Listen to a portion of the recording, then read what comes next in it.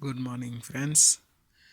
In our last video, we unboxed some tools you can see, and quite a number of you watched the video.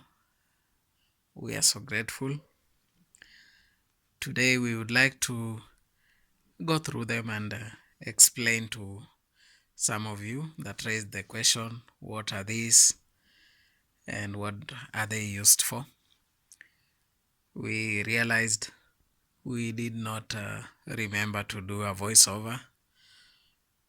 Normal teething problems, we endeavor to do better day by day. This morning, we have on our table a multimeter. I'll start by the multimeter. So this is a tool that any electrician would need. It is a tool used to measure various electrical quantities. In this case, our multimeter here, you can see it has a dial that you can rotate to select what quantity you want to measure. And so starting with that point, that's the off position. And this multimeter can measure voltage, it can measure amperes, that is current. It is also able to measure the frequency of an electrical signal. It can also measure temperature. It has a temperature probe. So let's turn on our multimeter, and the first stop of the rotation gets you to the voltage, and in this case we are measuring alternating current voltage. Let us try to measure some voltage.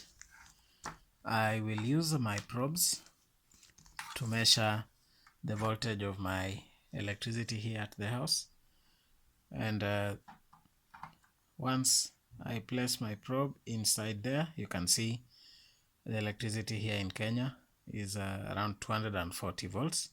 That is what the multimeter shows. Next, we can do a continuity test. And when you're doing a continuity test, the probes of the multimeter are helping you to know if there is a complete electrical path between points. Could be on a circuit board, could be you're determining if a cable or a wire has a breakage in between. So with my two probes, I can determine if there is continuity between 2 points, and I will change that to the beeping mode, so that when there's continuity between 2 points, my multimeter produces a beep. That's a common feature that electricians use for diagnosis to see if there is continuity between any 2 points. The OL on the screen on the multimeter stands for open loop. That means there is no electrical path between the 2 points where the probes are placed. For instance, right now my probes are not touching, so there is no electrical path between the probes.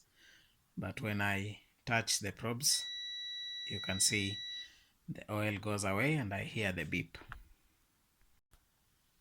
A good example where you can use the continuity feature is to check your fuse. For instance, if you have an appliance that suddenly stops working, the first point to usually check would be if the fuse in the plugs of your appliance has blown. So how do you check that?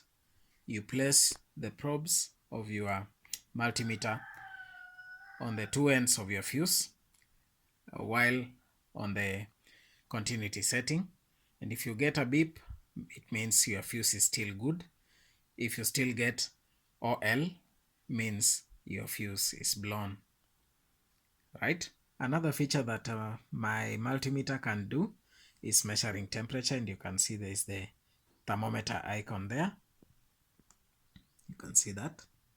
So when I set my selector here to temperature, I can use my temperature probes, and that means I would have to remove my normal measuring probes, trying to shoot with one hand as I operate with the other.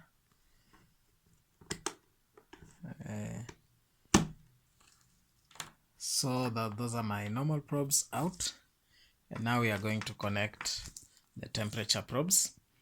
So the black probe goes into the COM, and the red probe goes into the other port.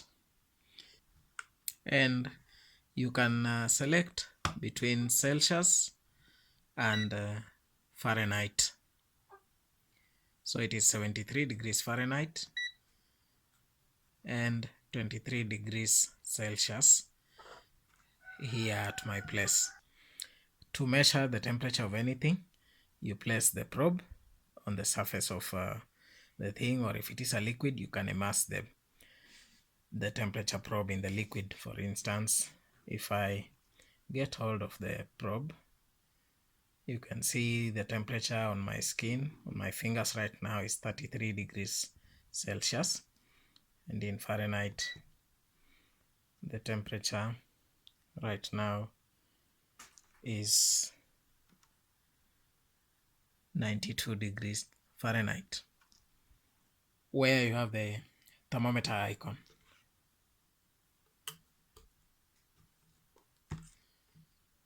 So once you insert your probes properly, you can see on the screen currently it says the temperature is 24 degrees Celsius. So let's now look at our hot air station, and I'll start by plugging it into my outlet. I have an extension cord here.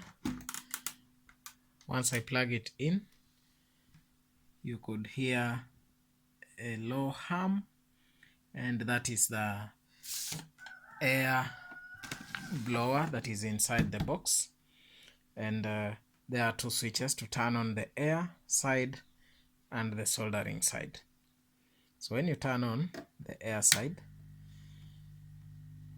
you can hear the air compressor kick in, and this is the air hose. And if you're keen, you can see that inside the air hose there is an element that will start to glow red hot. That is to produce the heat.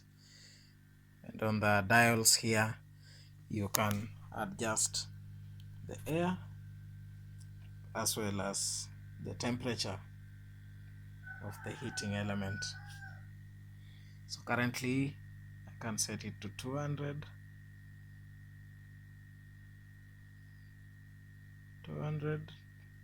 degrees Celsius, and I can increase the air flow, and you can hear as I increase the air flow, it starts to blow hard.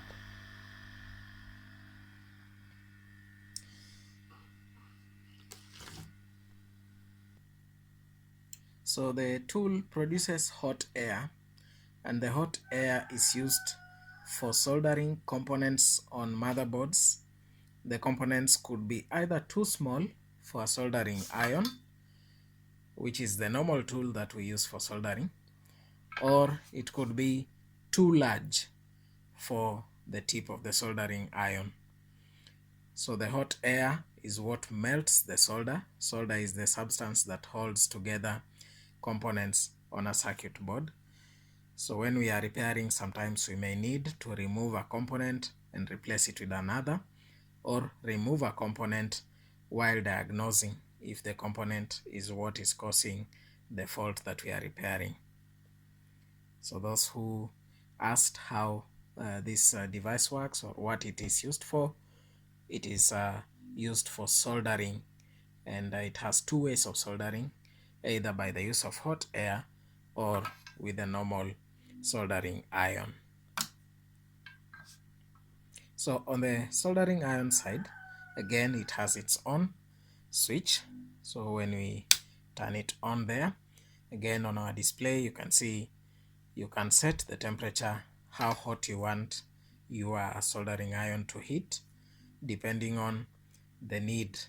You could be working on a circuit board with large components. Large components will always need more heat. So the knob is used to set the temperature. I can set it to 300 degrees Celsius and so on and so forth, 400. So depending on how hot I want my soldering iron to be. While soldering, once I am through, I return the soldering iron to its cradle or the holder so that I don't place it on my table and burn the table.